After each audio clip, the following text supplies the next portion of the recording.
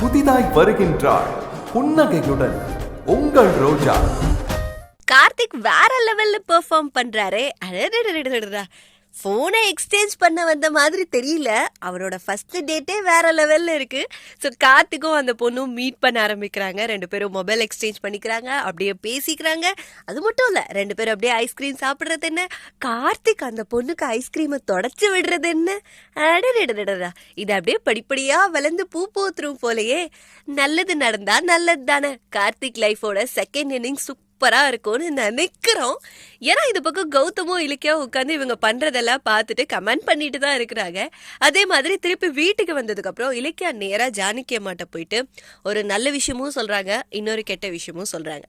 நல்ல விஷயம், எஸ் அதேதான், கார்த்திக் என்னெல்லாம் பண்ணாரு அப்படின்றத பத்தி சொல்றாங்க. அதை கேட்டு ஜானுமா பயங்கர சந்தோஷமா இருக்காங்க. அப்படிலாம் பண்ணானா, அப்படி நடந்துச்சா, கேட்கும் போதே சந்தோஷமா இருக்கு அப்படின்னு சொல்லிட்டு பயங்கர எக்ஸைட்டடா பேசுறாங்க. பட் அதே நேரத்தில் இலக்கிய அடுத்த விஷயத்த சொல்றாங்க. ரேவதி அம்மாவுக்கு பிளட் கேன்சர், ரொம்ப சீரியஸா இருக்காங்க அப்படின்றதையும் அவங்க சொல்றாங்க. மறுபடியும் இப்போ ஜானுமா செம்ம அப்செட் ஆயிட்டாங்க. என்ன பண்ண போறாங்க, என்ன முடிவெடுக்க போறாங்கன்னு தெரியல. என்ன நடக்க போகுதுன்றத எபிசோட் பார்த்து தெரிஞ்சுக்கலாம். கௌதம், அங்க பாருங்க. இந்தாங்க. தேங்க்யூ.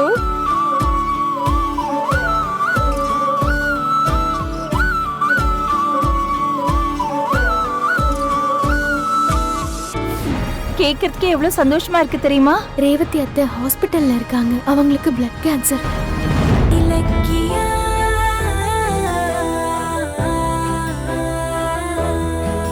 இந்த வீடியோ உங்களுக்கு பிடிச்சிருந்தா லைக் பண்ணுங்க, கமெண்ட் பண்ணுங்க அண்ட் ஷேர் பண்ணுங்க. மறக்காம சரிகமா டிவி ஷோஸ் தமிழை சப்ஸ்கிரைப் பண்ணுங்க.